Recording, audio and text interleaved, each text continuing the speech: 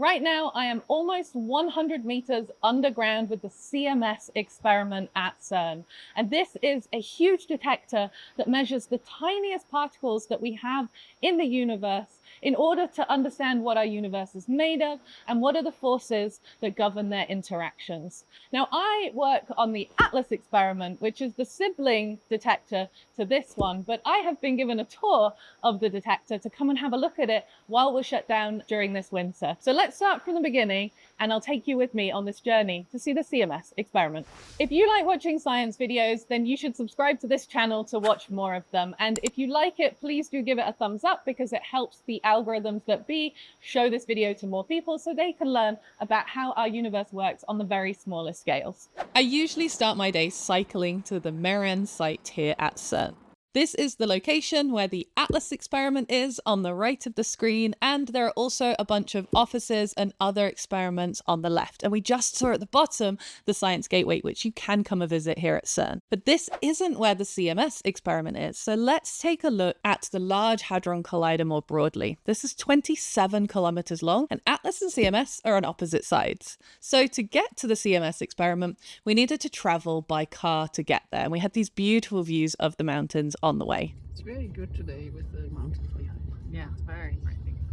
Well, we are super lucky with the weather today. Listen, as a Brit who spends a lot of her time in the Netherlands, I'm just happy when it's not raining. So now we're heading over to the CMS Control Room with our guide for today, who you will meet in just a moment. But first, we need to go through the security gates. So here's me badging myself in, and I'm getting through the gates. And coming up on the right, you can see the prototype magnets for the Large Hadron Collider. These are the ones that squeeze the beam closer together. And now you can see the CMS logo, which means that we are almost here. Hi, I'm Freya and welcome to CMS. So I'm not going to talk the whole time that we're going underground, but what I wanted to point out here is that you can see the CMS control room in front of us, and we are going to visit that again at the end of the video when we come back up from the underground cavern.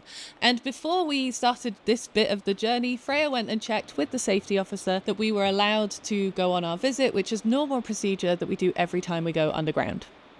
So even though I work at CERN, Freya works on CMS. So she's the boss and she is our tour guide for today. And I built CMS. Not alone, of course.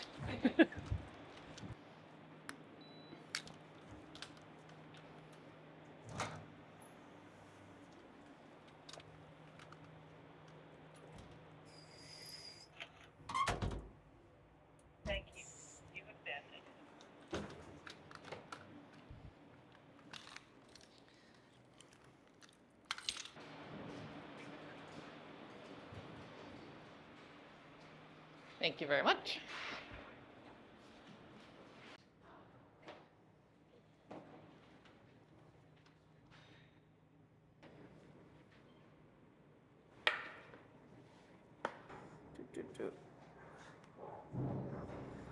Okay, got it.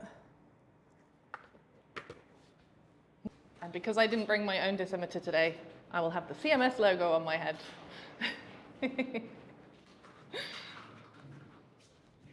We're currently at 0, and we're going to go to -2, which is about 85-ish.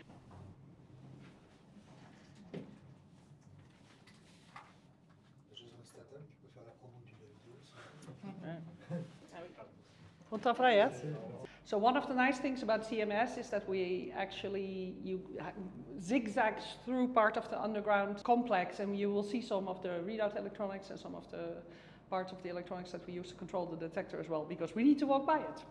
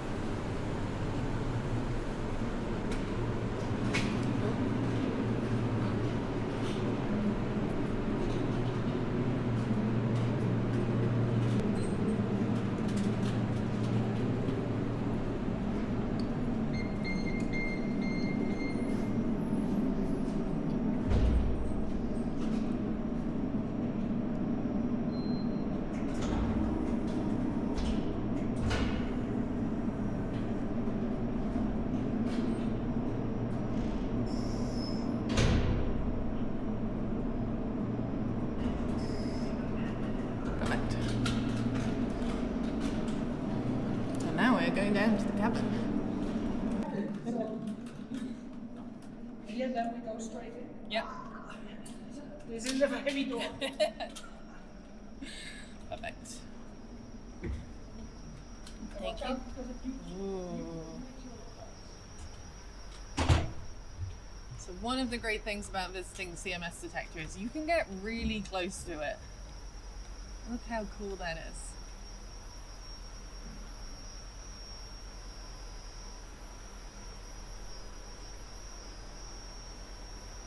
It does not matter how many times I see a detector at CERN. It blows my mind every single time. So, hello, I'm Freya Blekman. I started on CMS the first time as an undergraduate student, as a master's student, when I worked here as a CERN summer student already in 1999. None of this was there at that time, and I joined full-time to work on the CMS experiment in 2005. And by now I'm a professor at the University of Hamburg, and my team and me, we work on analyzing the data of this detector and on developing new components and on running it and on many other things, including software and like machine learning and AI and all that stuff. So what we're looking at is the compact muon solenoid. So we're 95 meters underground here at CERN at one of the 4 collision points of the Large Hadron Collider. And at CMS, just like Atlas and just like LHCb and just like ALICE, around these collision points you build these detectors to detect the particles that come out of the collisions. And CMS is one of them. Now you might wonder, what does CMS stand for? Well, CMS stands for compact muon solenoid. You may think this is not compact, that is true, but it is compacted as in everything is very, very close together. We are designed to really measure muons very well, so that's the M of muons of CMS. And it's a solenoid because there's only one very, very powerful magnet all the way in the center of CMS, which is a solenoidal magnet. So that's a coil magnet, just a magnet spool. So the detector needs to be so big for quite a few reasons. So one of the main reasons is because we need to measure all the different particles that actually come out of them. And to do that, we need some distance to both measure them, and some other parts of this detector actually really absorb the particles, and they also need some space to do that. So this is about as small as you can go for a detector at the energies of the Large Hadron Collider. So everything essentially, this is almost a block of lead and steel with occasionally a detector in it to just stop everything from going out. Okay, and I have a question. So I work on Atlas, and you could say that we are not rivals, but we're looking for the same things, right? Competition. So, yeah. Am I allowed down here? Am I allowed to come and see your experiment? Yes, but as a visitor. That's why you have an orange helmet. So this detector is one of the 2 detectors, together with Atlas, that discovered the Higgs particle. But that's definitely not the only thing we do. These are general purpose detectors, which means that they have the capacities to measure practically any kind of LHC collision. So CMS has a very, very broad program that goes from Higgs bosons all the way to also very, very actively examining the modes when the LHC collides lead, for example, or oxygen ions. So we can measure those too. And we really do quite a lot of very, very important science with that. We also do quite a lot of physics that is very close to what LHCb, so one of the other experiments, does. So we also do flavor physics, where we measure the properties of particles that contain B quarks. And then, of course, we test the standard model of the Higgs boson, of course, but also of all the other standard model particles, the top quark, Z and W boson. So one of the most precise measurements that recently came out of the W boson came from CMS.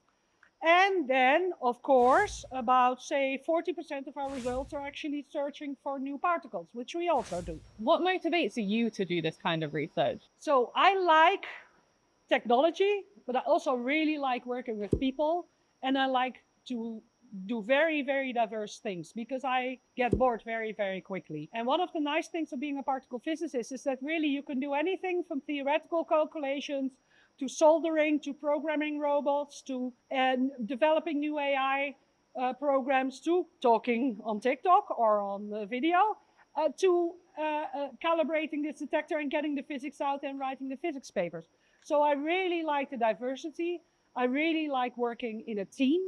I really like the fact that these teams are from all over the world. And I also am rather proud that we can really do this together so internationally with people really from all over the world, which really makes me very excited too. So I also get excited about the social aspects of the research, not just only about the science, which is of course also very exciting. So when the Large Hadron Collider is not running, just like in some sense a bit like when you're at the dentist and the X-ray machine is off, it's not very dangerous. So I am wearing a detector just to check how much sort of residual particles there are around here. But at the moment, and I can tell you because I was already there last week, there are no particles. Because if there were no particles last week, there's definitely no particles this week. And what you see there is you actually see the pipe of the Large Hadron Collider, which you normally cannot see because normally it's all covered with either detector or with shielding. And that already tells you something. At this point, when there's no collisions, this is a very safe place to visit. And that's also why there's a lot of tours here. So people really come here. Every hour there are visitors to go look at this detector because it's, well, it's quite special. So you can have people come and see this in person for themselves? Yes, yes, yes. You can. The easiest way is to go via the CERN visit service and you can reserve. It does go full very, very quickly, but the tours are free. And what is your favorite part of the detector? I have multiple favorite parts. I think I've worked on because I've been working on this project for such a long time, I've worked on different parts of the detector. So I've worked for a long time on silicon detectors. So these are detectors that do not stop the particles, but instead measure very precisely where the particles go without really interfering with them so much. And I've built the robots that actually construct these detectors. I've worked on getting these detectors online. And I've worked quite a lot on sort of reading out these detectors and making sure that they're working over time. But that can get boring. So nowadays I'm switching, and my team and I, we are together working on constructing one of the new detectors for the upgrade. So 3 years from now, there will be a new calorimeter in CMS called the high granularity calorimeter. And this is for me also very exciting because this is the first time I'm working on detectors like that, which is really the cutting edge of detection techniques. It's a calorimeter that uses the same silicon technology that we used in the tracker, sort of interspersed also with scintillator technology, and we'll be able to measure our particles super, super precisely and measure also when they were there, not just where they were and what their energy was, which is going to be really great. And it's really the first of its kind that will be installed in such a large detector. And if we end up building a new accelerator after this, we think that every calorimeter will be of that technology, which is why I already joined this project to get a head start. The LHC is never on all the time. We tend to run with 3-4 year periods of where we take data, but not in the winter. So the LHC is always off around the Christmas breaks and then a few months after. Typically it sort of turns on, in the early spring. This also has to do with the fact that we use electricity and there's only a certain amount of electricity available. So we only use it when people are not heating their houses. So that's very important. And between these sort of blocks of 4 years when we take the data we need, the data takes sometimes much longer even than 4 years to analyze. And so that analyzing is happening all the time. And also when the accelerator is off, also now. But in the next 4 year period, we're gonna really replace practically, well, like 80% of the electronics, and most of the detectors of CMS are gonna get upgraded. You cannot see this because at the moment you just see a metal wall. It's metal because it's red because of the rust-colored paint. But everything inside here, it has like 150 million level readout channels. So all of these channels, a huge fraction of them will be upgraded, including this new calorimeter, but also new silicon tracking detectors and quite a lot of different electronics and quite a lot of different computers that are used to select which collisions we want to save. So all of that is going to be replaced. And that's what we're going to do starting the summer of 2026. One of the things I get asked a lot is indeed how you can come work here. I think it's a very good question. I think the easiest way in general to get to work at CERN is actually to find yourself a university in your country that works at CERN, because there's a lot of universities all over the world.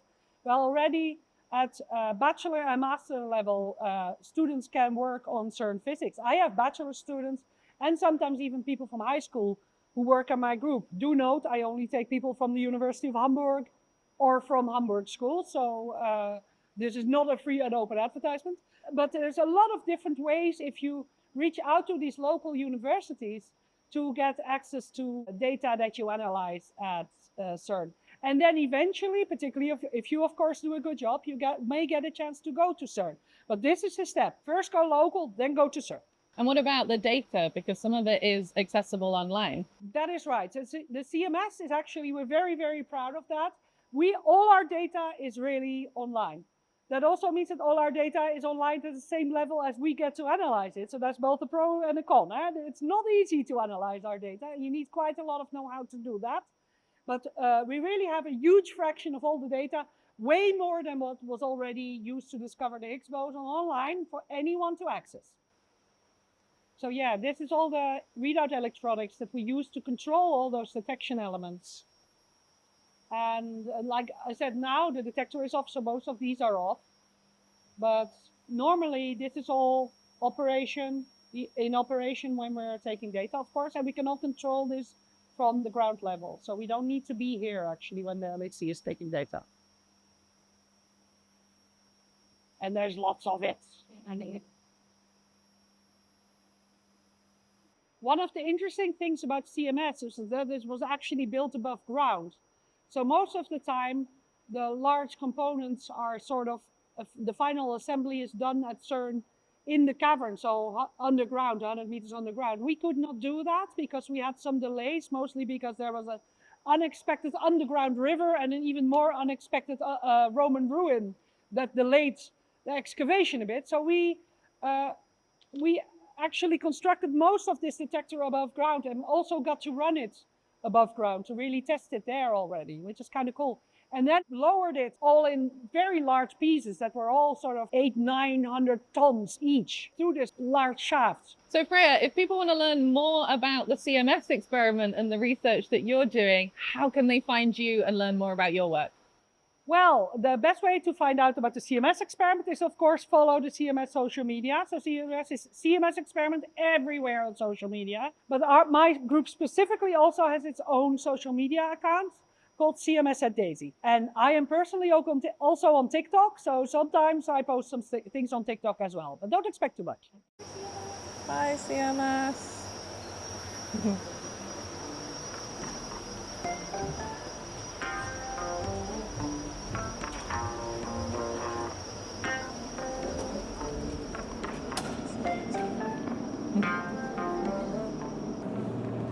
Have to be let out.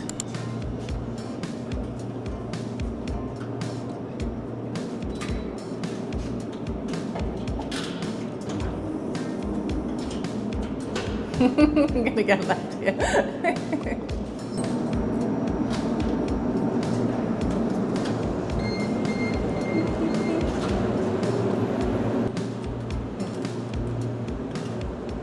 This is my favorite sign.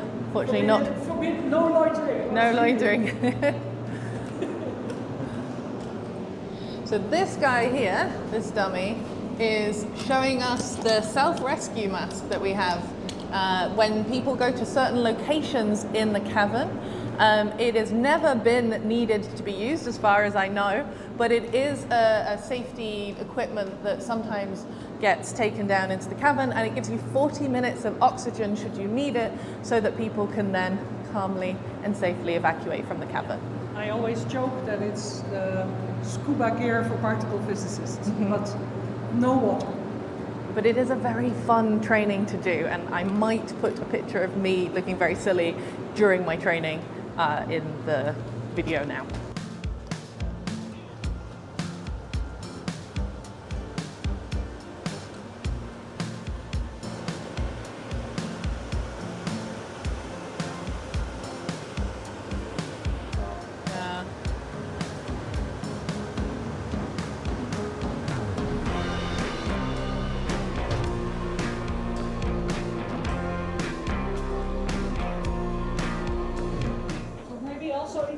Artwork that represents our data coming out. Now, of course, the LHC is off, so there's no data coming out. Because it is an artwork, that's fine, it's still on.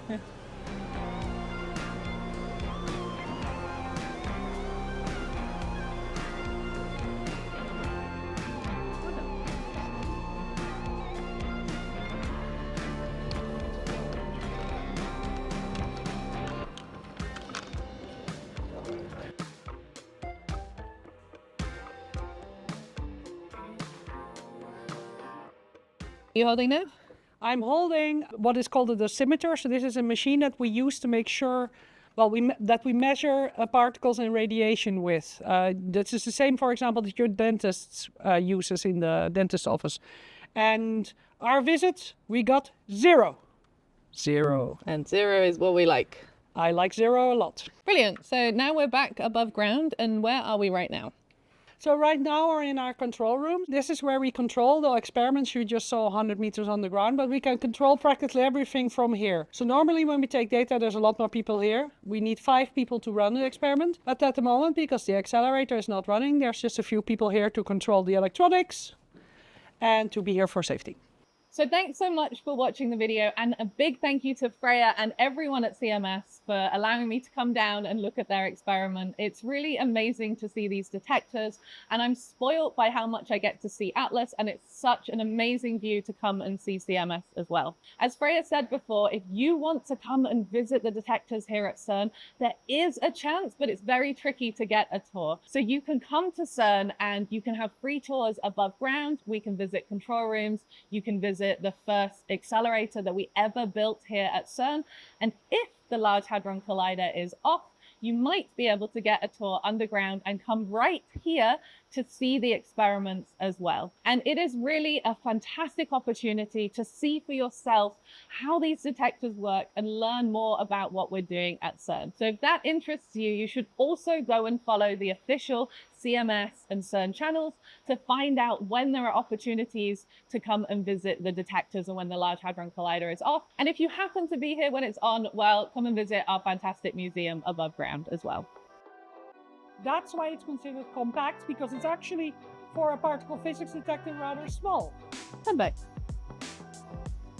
one point I knew how many elephants that was, but I forgot.